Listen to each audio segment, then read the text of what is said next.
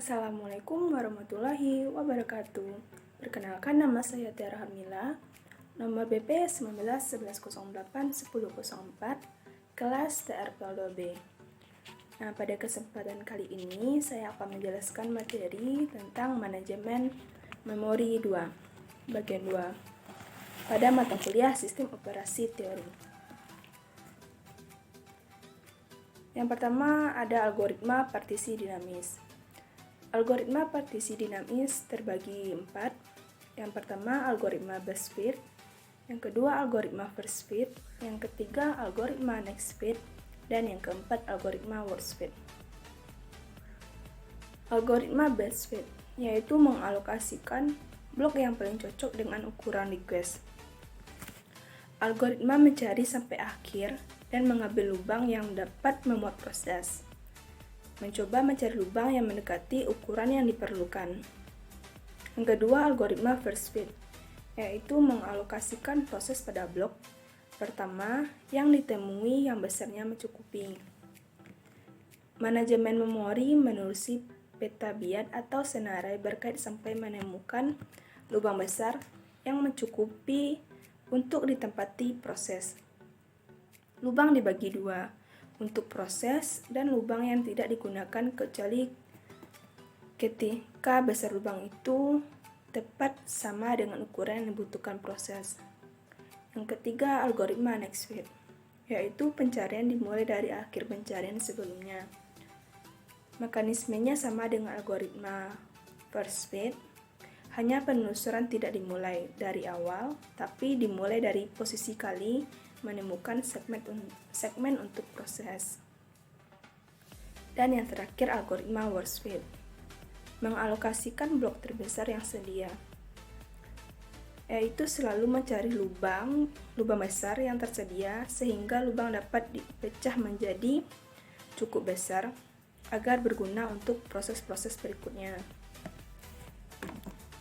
Nah, selanjutnya manajemen memori partisi dinamis.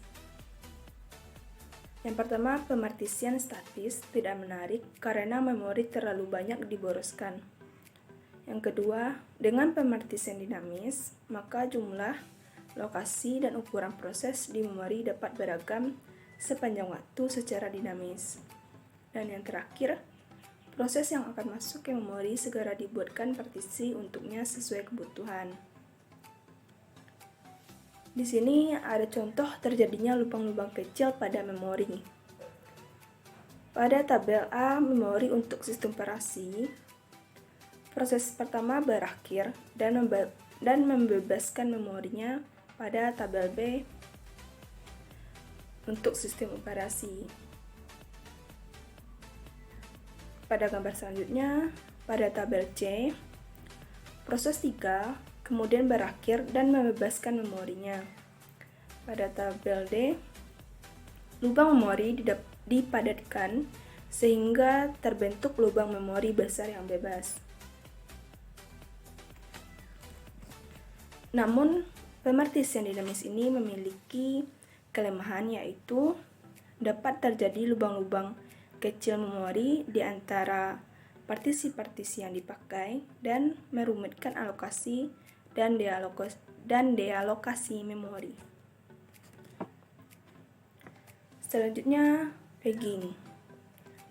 Definisi pegging: suatu metode yang memungkinkan suatu alamat memori fisik yang tersedia dapat tersusun tidak berurutan. Kedua, solusi untuk masalah fragmentasi eksternal. Yang ketiga, mengizinkan sebuah proses dialokasikan pada memori fisik. Dan yang terakhir, manajemen memori yang biasa digunakan pada beberapa OS.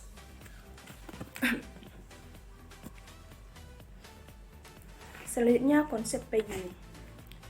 Memori virtual dibagi menjadi blok-blok yang ukurannya tetap yang dinamakan page. Ukurannya adalah pangkat 2 di antara 512 byte dan 8192 byte tergantung arsitektur. Yang kedua, memori fisik dibagi juga menjadi blok-blok yang ukurannya tetap yang dinamakan frame.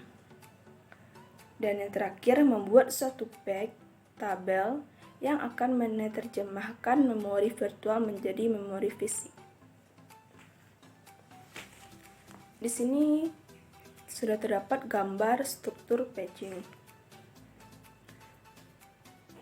Jika CPU ingin mengakses memori, CPU mengirim alamat memorinya ke unit manajemen memori atau MMU yang akan menerjemahkan ke alamat lain sebelum mengirim kembali ke unit memori.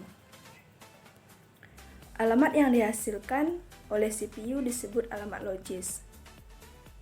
Dan alamat yang didapatkan setelah melalui unit manajemen memori atau MMU disebut alamat fisik.